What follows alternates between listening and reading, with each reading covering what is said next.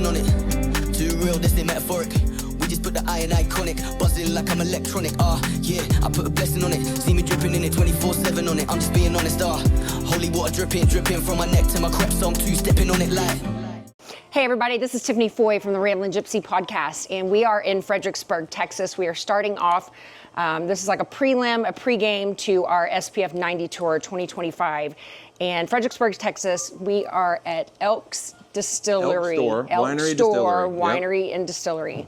And this is Todd. Todd is the owner, and I have been in here a million times, had an absolutely amazing time. Your staff are always just so epic. The entourage, the ambiance, the everything is unbelievable. And we just started talking about a little bit of history, and this is a lot of things that I don't know about. There's a lot of history. You have so much going on here. There's a lot of history that dates back before even the Elk Store time. I mean, yes, my great-grandfather came to this country in 1895 from Moravia. Before there was Czechoslovakia, there was Bohemia and Moravia. And he was Moravian. He came over here when he was 14 by himself.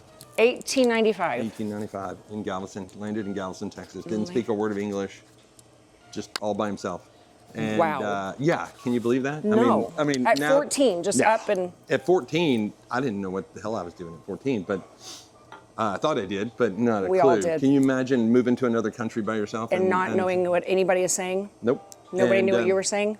And you didn't have a phone to go, No. hey Siri, can you No, and can you talk to this person for me? But that's what happened, and he had a sponsor family, and the sponsor family were bad people, and he actually was made a slave picking cotton in South Texas. Wow. They tore up his letters home, and it wasn't until about a year later that they were bringing cotton in, and somebody was speaking Czech, and he went to that person and said, hey, I'm being held against my will, and they're turning my letters home, and I need help. And the guy says, pack your stuff, and I'll meet you at the road at midnight, and helped him escape and got up to the little town of, so there's a little town called West on I-35 headed north out of Waco, between, towards Hillsboro, and it's a Czech community, and we had family up there. So he got up there with this guy's help, and then ended up, there's a little town called Elk that's about 10 miles east of West. Yep. And this older couple owned the 2 cotton gins in Elk and Tours, and he kind of became the son they never had. Wow. And ended up selling him the cotton gins. He became a wealthy man, and he got married, and he bought the Elk Store in Elk, Texas. Because it was the hub of all activity. It was the journal store. It was the post office. It was the barber shop. Yes. It was everything. And he built his house next door. And then, unfortunately, in 1920, as most people know, prohibition hit. Yeah. Well, you're not going to tell a Czech you can't have a drink. Well. So. Or a German, for that matter. Yeah. I'm sitting right here. Yeah. So I'm part German too. So yeah. So there was a little bit of moonshining going on. Oh yeah. In those days, and so. Fast forward to now, about 15 years ago, I started getting into distilling and found out that I kind of had it in my blood. And then he never turned the Elk Store into a speakeasy. He just made some liquor, but I kind of thought, what a cool concept, what if he had? And so I had this property, so turned it into a speakeasy. How long have you been in Fredericksburg? I've been in Fredericksburg since 1993. So I've been in here, so right now, 32 years? Wow. Yeah, and I've done multiple businesses, as we were just talking about. I kind of been in the wine business since the late 80s in Houston. I was in the steakhouse business there and built award-winning wine lists there, and started traveling to Napa. First trip to Napa was like 1988. Really? Back when, Mike Gergich was a personal friend of mine. I would stay at his house. Robert Mondavi. Michael Mondavi is still a friend of mine. I would stay in his condo at Silverado Country Club all the time. And, it was just, it was cool when Napa was not corporate. When it was still, sorry about the phone. No worries. Anyway, long story short, ended up moving to Fredericksburg because didn't want to raise kids in Houston, wanted to be in a small town, really cool. And there were a lot of cool things happening in Fredericksburg.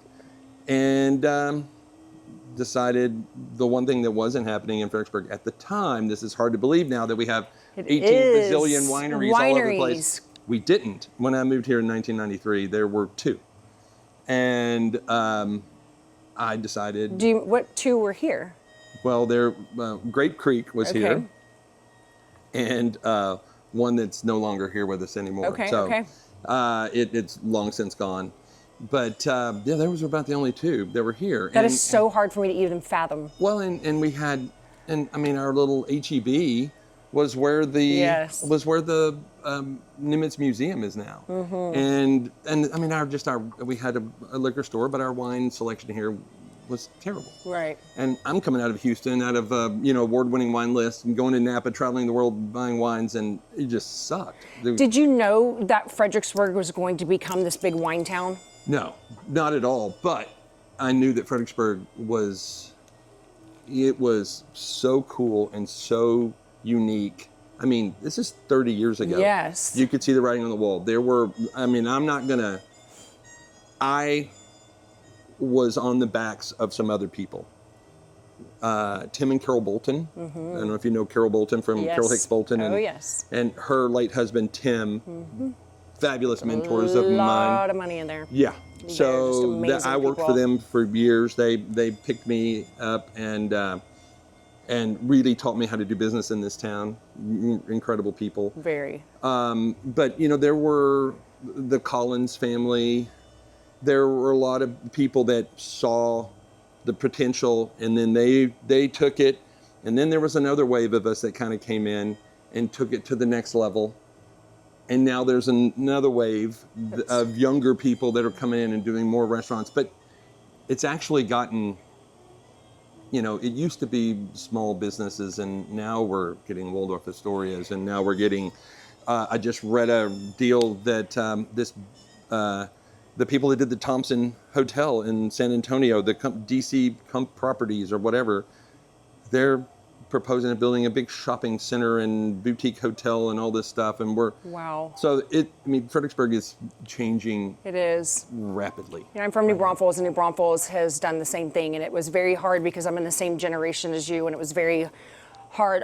My grandparents and theirs, they weren't ready to let New Braunfels do that, and they shut it all down for a very, very long time. And then our generation came in, and we were like, absolutely not. And then our people started fucking it all up. They got the old school money, and then they were snorting it. They were doing whatever. Then the next thing you know, the land's selling for this and that, and now which is why I wanted to do this. Why I wanted to come and introduce people to yourself, business owners, small business owners that know the history of the town. To make sure it doesn't completely get lost. I don't want it to get lost. I don't want it to be Same. I don't want it to be, everybody says we're going to be the next Aspen, Telluride, whatever. They've been saying that for years, but now it's kind of really happening. I know. And because it's not people that we know, people that are living here and are being members of the community, it's corporations. We have a new hotel that just opened up that's out of Austin. There's another one that they just bought a little hotel property here, and they're going to gut it and do it, and it's going to be a boutique fancy thing, and they're not going to live here. They don't know anything. I mean, it's corporate. And now this DC Properties, which is it's inevitable. It is. It's inevitable, but growth it's kind is of good, sad. but yes, it is. It really, really is. But there'll always, and I hope there will always be, one of the things I'm most proud of about my 32 years in Fredericksburg and being in business here and owning multiple businesses and opening multiple concepts is a lot of the cool and groovy stuff that we have in this town are owned and operated by people that used to work for me. Don't you love that? That kind of came through here. You're like, and said, I want more. I want my own. And they saw a niche and they did it. Spread their and wings. And they're doing I incredible. Love that. And it's it's badass. And I love that. Yes. I mean, I've got incredible friends that have restaurants. The proud Main Street Papa. Yeah. Well, I mean, it's just, you know what? I'm very awesome. I'm very proud That's good. to leave. If that's my legacy, that's it. That's great. That you and I have a lot in common when it comes to that, and I have talked to a lot of people, and that is one thing that I said, if I go tomorrow, I will feel like I have done what I was put here to do. I have taught enough. I have shared what, the things that I've messed up, the things that I've done wrong in business or in personal or whatever, and taken it instead of, you guys, if y'all have ever learned anything from me, take this, listen to this, especially in small towns. And sure. I mean, this guy. The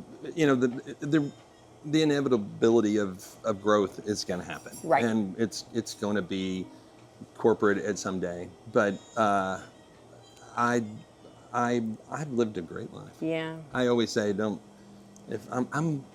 hate to say this, but in less than a little over a week, I'm going to be 60. And so, yeah, I think it's where you kind of step back and take a little stock of your life, and you go, holy shit, and you know what? I love it. I'm very happy with. I've lived my life on my terms, and I've done what I want to do and how I want to do it, and it's been a lot of fun. I've had a blast. That's awesome. That's kind of was my inspo behind the podcast was. I felt like I was kind of losing myself a couple years ago, and I've got some friends of mine that are in the limelight and comedians that go and travel all over and have been wanting me to get in front of people and whatever. I said, no, I like to sit in the back and design things and make everybody else look cute and shove them out there and go, ooh, look how good they look, and here I am. But it is important to me that we talk about the small businesses, and this is one of my favorite small towns, and the history behind your grandfather is my great-grandfather is unbelievable, and and he, it was. Are you the only one that down the family that picked up the wine and the? Yeah, so eventually in the my great-grandfather had a lot of children. He was married. They had as Czech families in the day, had a lot of children, and then my grandfather of one of those. But as it got down the line, everybody had their own ideas and doing their own things, and nobody wanted to run the store. Right. And so over time, it just kind of went away. And that's what it looks like right now. It's sad. It's just, but that if you Google Elk, Texas, that's the picture. That's the picture you get on and Wikipedia.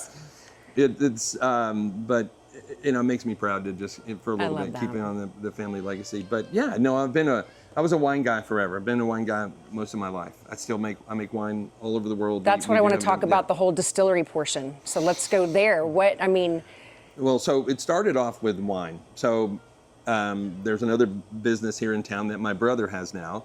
That was my first wine bar called Lincoln Street Wine Market that I opened, ironically, today. 29 years ago today. You just realized that when we first sat down, and I have visited here, and I was just at Lincoln Street the other day, and we were in the music music business and musicians, and so I've sent a lot of musicians over there to play, and started in March 13th, 1996. It's crazy. That you want to talk about irony at its finest. That's kind of wild that today's the day, and and Tim and Carol Bolton were actually my partners in that, and to begin with.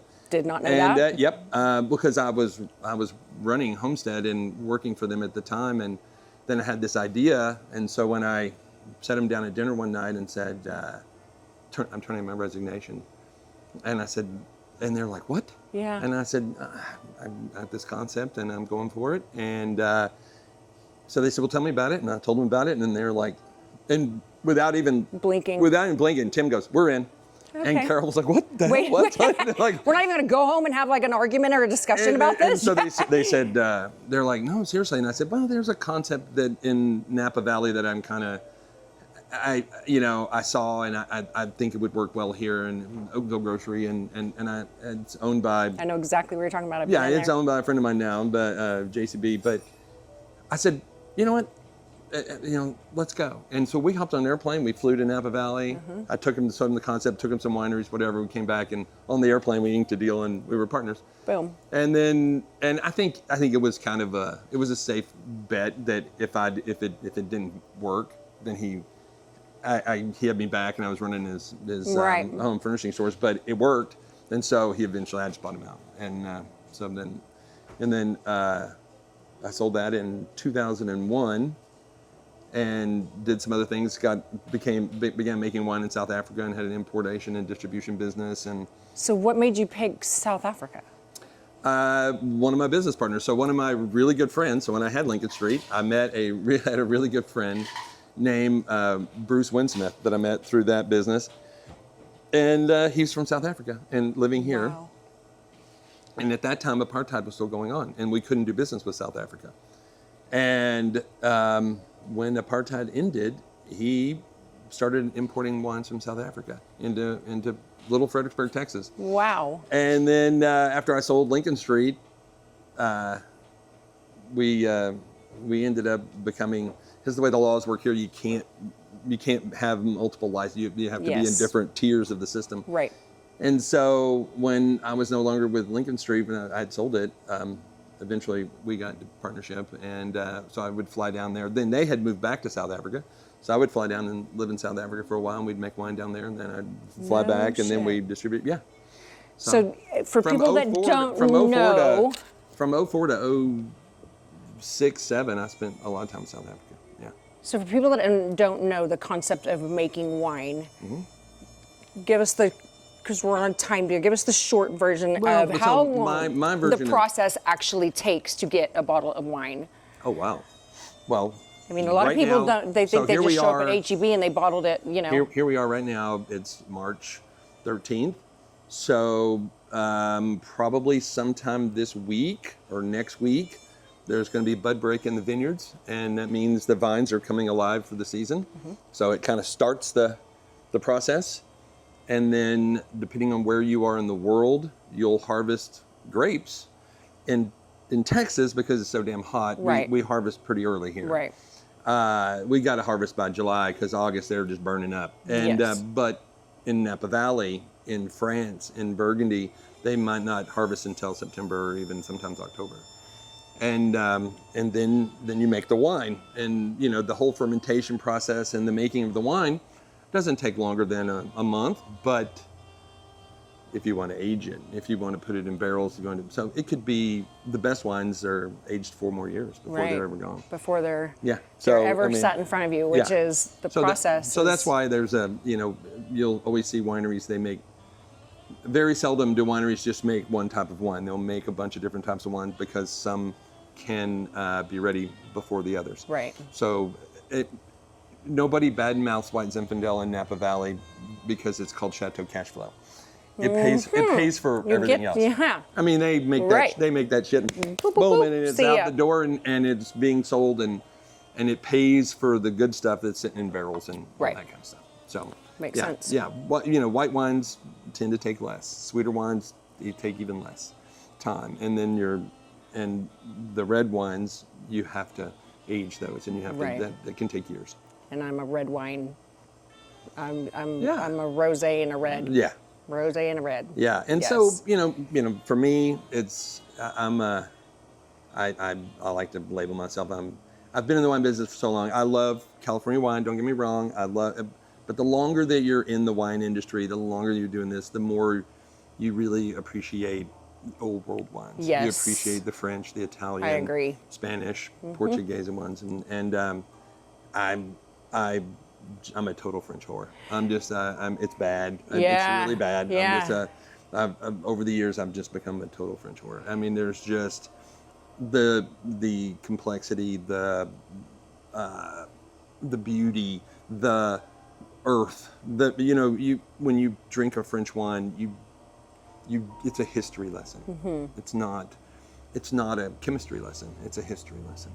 How did you come up with your recipes, your palettes, I've been in the business for a long time, so I know what I like. Right. But I make wine, I do what's called negociant winemaking. Okay. And so most people don't know this, but most of the wine made in the world, everybody thinks that, oh, you have a wine, so you have a winery and you have a little vineyard and you have the whole deal. That's most of all the wine made in the world. There's no winery. I mean, it's a brand. Yes. It's a brand, and it's called, the French invented it. It's called negociant winemaking. So a business person, a wine business person said, I have this friend that has this great vineyard, and I have this friend who's a great winemaker, and I want to take those grapes and I want to give it to this guy, and I'm going to have him make it, and then it's going to be fabulous, and it's going to have my label on it. That's negotiable winemaking. That's what I do. So I go to France, I go to Italy, I go to California, I go to Argentina, and I find fabulous little mom and pop wineries that want to work with me. Yeah. And then we make wine. This rosé that we're having right now, how long did it take you, or did you know, did you have 2 or 3 recipes, or did you go to this mom and pop and go, yeah, well, it's not what I meant? No, it was, I have a good friend that, Michelle Foster, shout out to you, that lives in Provence, that lives in, and she... All these big fun words. And she helped hook me up, because there's a, you know, if you don't know, you don't know. You don't. You know, and rosé is very popular. Yes. And so there's not enough to go around. But she had a connection and hooked me up with a winery about 15 minutes north of the village of Aix-en-Provence. And just one of the most beautiful places in the world. Wow. And with her help, we made wine together. I love that. And it's I proposed to my wife in Aix-en-Provence. Really? Yeah, I did. I proposed to my wife in Aix. It's one of my favorite places in the world. That's and epic. if you've never been there, no, you have to go. It's one of the most beautiful places in the world. Wow. And then we were married 2 years ago in Paris. I love it. Yeah. I love that. Yeah, we're very serious Francophiles. Okay. Frenchies. It's so good. Yeah. It's so good. So you have on your label, let's give us a rundown of what. Well, I make the Elk Store's got. Yeah, so I make 3 different wines out of Provence.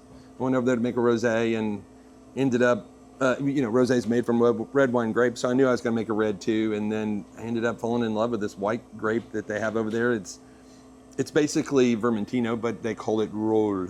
Really? And, yeah, Rolle, Rolle, and it's just gorgeous. Wow. And so I started making white wine there too, and then make 2 different reds and a white out of Argentina, make Mendoza area, make Cab and Chard out of California, of course, and then Riesling out of Washington State, and then I make a Moscato and a wine called Sangue Juda, means the blood of Judas, a sweet red wine out of Italy, actually made by monks, and it is incredible. It's one of our best-selling wines. I mean, it's very sweet, but it's not often that you find a really cool, sweet red wine. That's definitely a niche. I'm not. That's yeah. I and can't do and then I make a prosecco out of Prosecco, Italy, and then I discovered the Rhone a few years ago. Went up to Châteauneuf-du-Pape and started making wine out of Gigondas and Côte d'Aron and some different regions right there. Wow. Mostly all Grenache, Syrah, Mourvèdre, and just it's beautiful. Wow. I mean, it's just beautiful, and I love. I mean, one of the wineries that I work with in the Rhone Valley. I mean, the first time I was there, the guy had to come in off the tractor to let me in the winery. He was out in the field in the tractor, and he's a British guy. He was a British guy, and he took a year off of university a long time ago. Took a year off university, or after he graduated, took what they call a gap year now, and he was backpacking through Europe. Fell in love with a French woman. And next thing you know, we have a number one seller. Next thing you know, they're married, and she inherits the winery, and so that's what they do. Boom. And it's the 2 of them and their daughter, and they do it. Yaya and KP were the ones that introduced me to you and the Elk Store. Yes, and she is a rosé absolutely all day person. And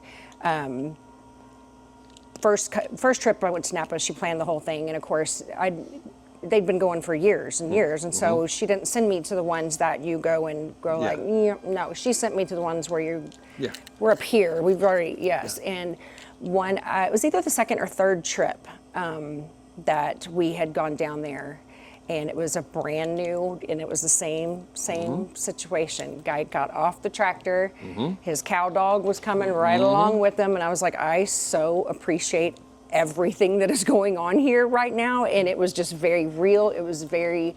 Those are the ones that you really. Those are the ones you really want to do, and it's unfortunate, and I love California Napa wines, but it's a lot of corporate now. And I mean, a lot of, I mean, I knew Dan Duckhorn when it was Duckhorn. I mean, the Yeager family that used to on Rutherford Hill and Freemark Abbey, we would stay at their house. I mean, it used to just be so personal like that. And, and they would make you dinner, and you would go to have dinner with them, and they were like, you know, I know everybody, you've seen that movie that's about the Judgment of Paris. And but I mean, that was in the 70s, and I was there in the late 80s, and it was still that way. You know, you would, you know, I sat on the gazebo with Jim Barrett, you know, tasting Santa Montalena, you know, the man. The guy, you know, the and legend. And it's just, it's what it was. Yeah. You know, it was so cool. And it still is, but you got to know where to go. Right. You got to know. Otherwise, you're we're moving, we're stopping. Exactly. This is where we make the 8 million tonnage of, you know. Yes. Let's talk about the whiskeys. Okay, so again, going back to my great-grandfather, so I've been in the wine business forever, done wine forever and ever and ever, and I never thought the Texas wine industry would really be what it is today. Right. But wow, it has really proven to be a force.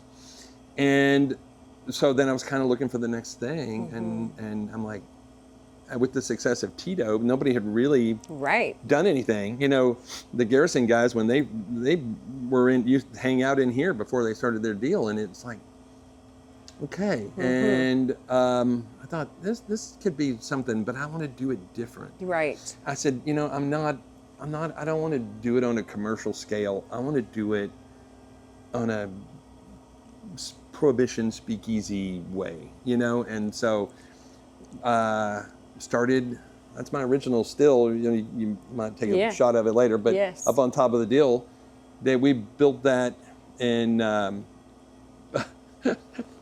back, ordered parts off of eBay and built it and just started just distilling beer in the backyard. Which is a whole, if you've never researched the process of distilling, to make whiskey, it's basically beer. You're just distilling beer. Yeah. A really rough beer. I have an old vintage one that a gentleman that running around and picking out of people's garages and, you know. And so we just did that, and you know what? We started making some different stuff and letting some friends taste it and some customers, and they're like, it's pretty damn good. You might ought to think about this. And then a gentleman who turned out to be my business partner was just a really good customer, and he's a big construction guy and owns a lot of companies out of San Antonio and whatever, and he has a house here, and he finally just said one night, he goes, let's put it on the shelf. I'd like to invest in it. And I'm like, oh shit, okay. Yeah. So we did, and we started doing it, but the whole thing is where most people, like Tito's makes vodka. Right. Garrison makes bourbon. Bourbon. People usually, they pick a thing and that's what they do. Right. My concept was, I wanted to do a speakeasy bar, so I have to make everything. So we had a special still made, and then we make gins and rums and whiskeys and, you know, vodkas and moonshines, and now we're having tequila made for us in Tequila Jalisco, and it's just, you know, so that we can make all kind of cocktails and do everything. Right. So it's not just a whiskey cocktail or just a, you know, so we make all of them.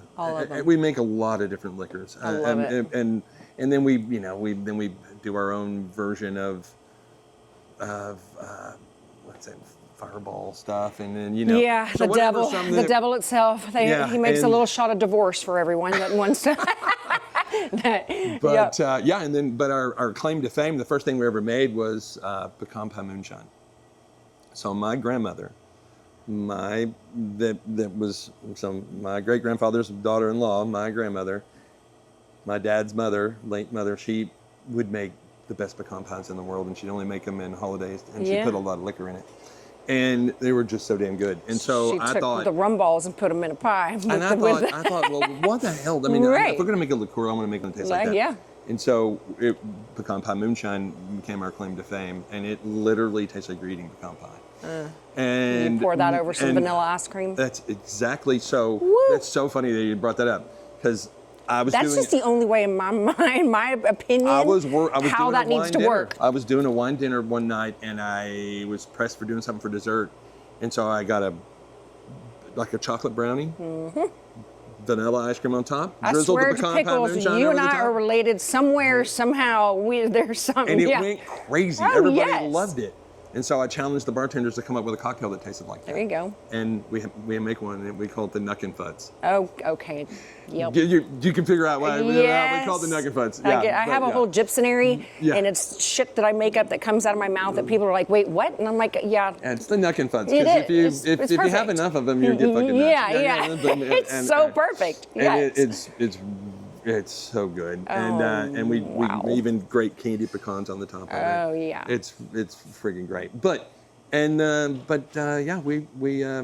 So we took it, and then with the help of the most incredible bartenders You have got yeah. to have the coolest bartenders. Oh yeah, without a doubt. I literally have become friends with every single one that I met in here. I was even telling Nick about it. I said, they have the cutest little outfits on. They have their, one guy did his suspenders all the time, and his little,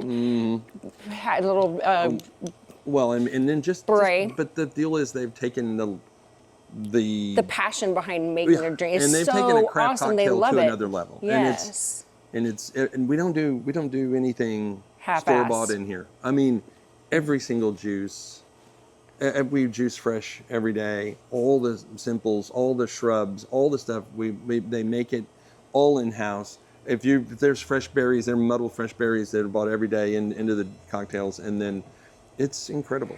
What's really cool about being here and when you guys come and visit is that you are up close and personal right at the bar where you watch it all. There's no, I'll be back in a little bit, or let me go check in the back and see where your drinks are or whatever. It's right in front of you. Yeah, and for some people, when we get busy on a Friday and Saturday night, for some people they get a little frustrated that it takes a little longer for the cocktail, but if you're paying attention, you understand why. It's a process, absolutely. And when you watch it being made and when you taste it, you're like, okay, never mind, I'm good. I tell everyone, and we go a lot of places, but from the very first time that I watched the whole old-fashioned experience, by far, and I'm an old-fashioned junkie, and by far, you've got it down. It is phenomenal. It is, and we're gonna show a video of all that. You'll catch it on the bottom of the. We'll add it to the episode. We've got some snippets and what have you. It's amazing, and then these guys have taken it to another level. So now I don't know.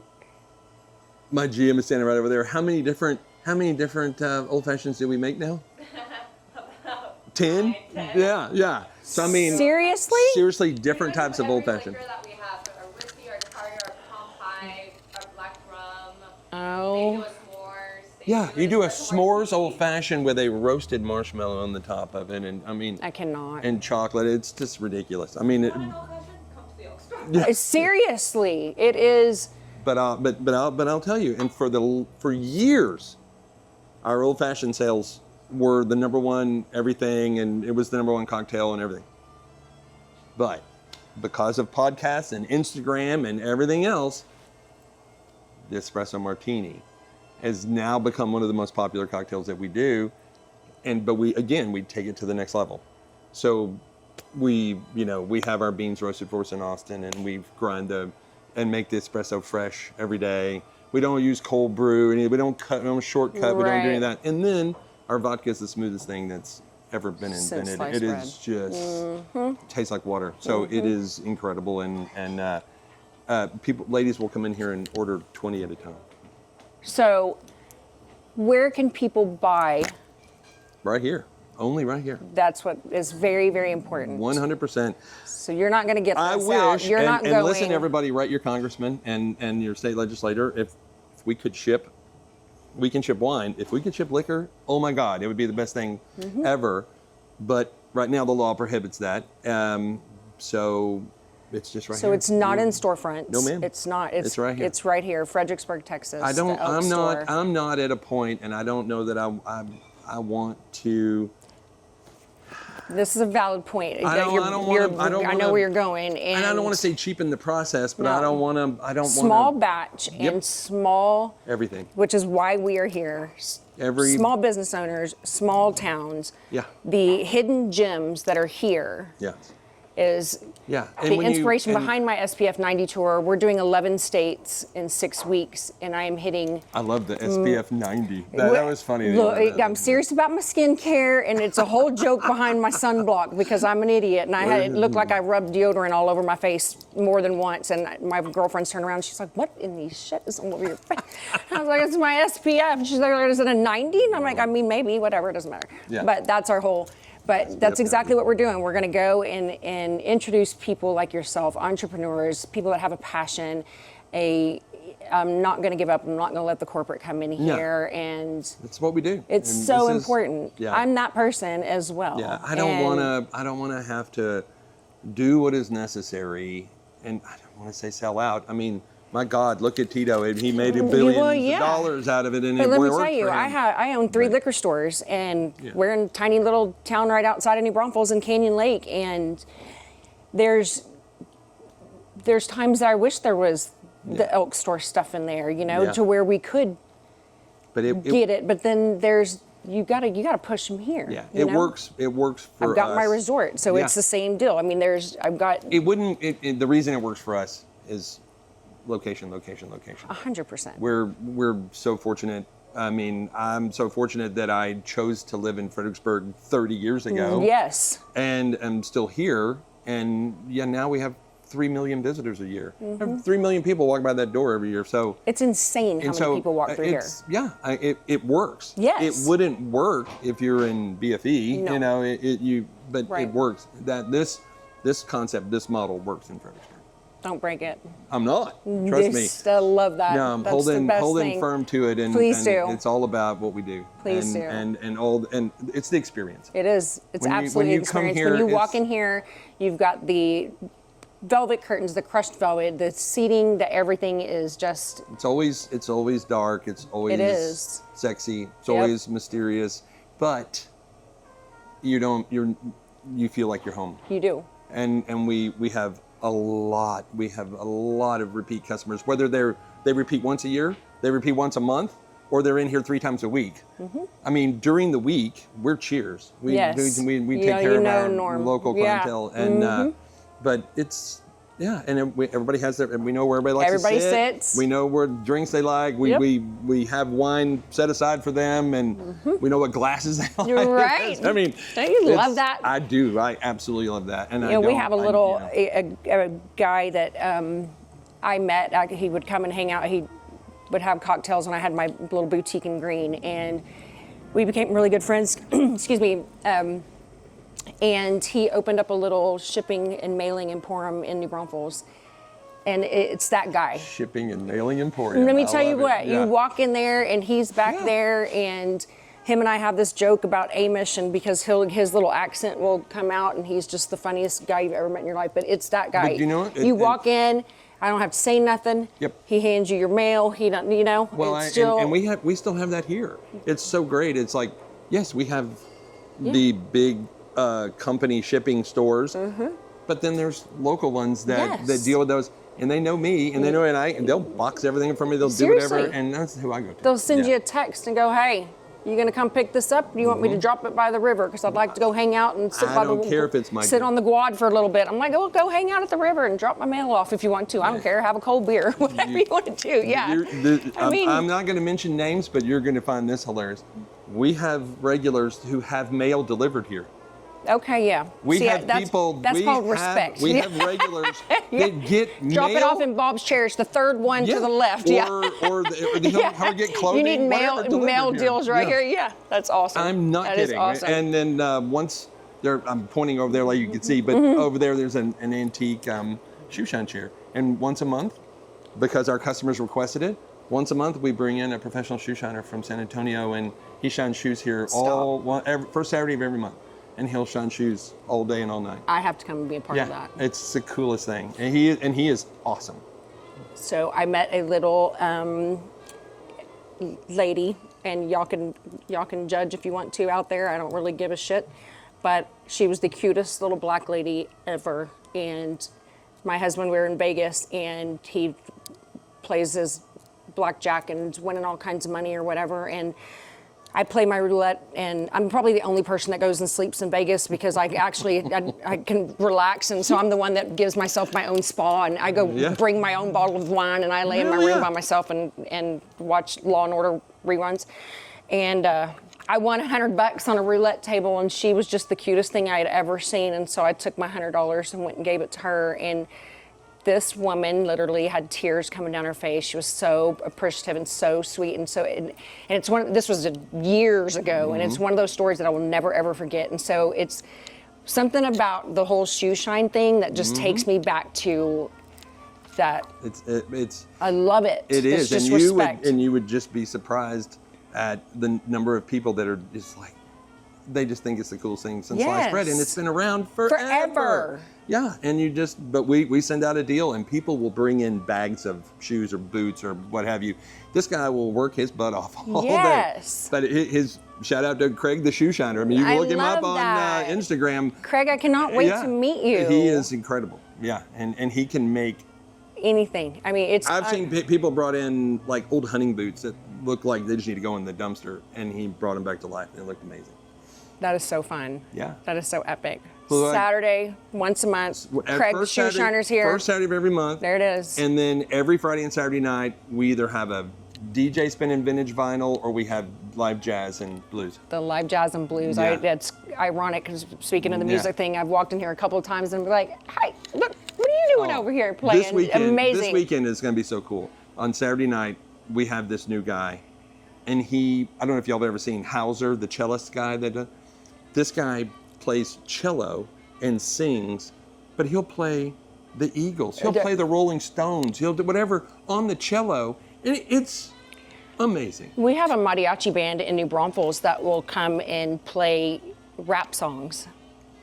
And it's the coolest thing you have ever seen. Okay. And they run around there's like 5 or 6 of them, and they will start busting out some of the coolest things, and they will just turn it into, and you're like, okay, now this is fun. There we go. They're going to be showing up here. When you've got the sombreros out there busting out some Run DMC and some Salt and Pepper and some old school stuff, it's so cool. It's all right, so well, cool. We're out of rosé, so I think we need to get a smoked old fashioned. We do.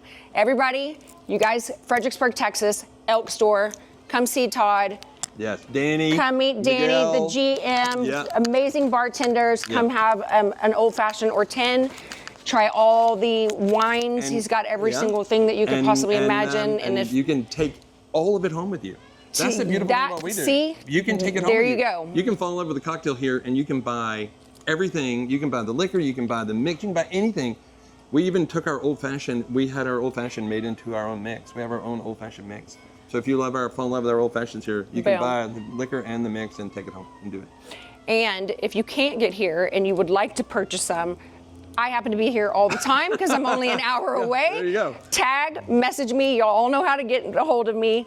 Like, share, follow. I'll bring it home to you. And hell, we're fixing to hit the road. You can follow our tour dates, and I'll load my bus up. We're there on you go. Elk Store 1895. We're on Instagram, Facebook. We'll share all of those things. Yeah, Danny does all that because I don't even know what I'm. Yeah. Hey, we all got people for that. I'm turning 60, so I don't know. Look, you got to stick to what you know. Stick to what you know, and it's the rosé. Stay in your lane. Yes. Trust me, everybody's told me stay in your lane. Yeah. We appreciate what you're doing. Don't fuck it up. Just like your daughter said, do not fuck it up. Yeah. Don't fuck it up. Yeah. Hey, it's been fun. We're gonna go have some cocktails. Drinks. Yeah, and we're watch for the videos. Watch for the things. Yeah. It was Thanks so for fun. being here. It was so Appreciate good it. to see Thank you so much. Yes. Boop.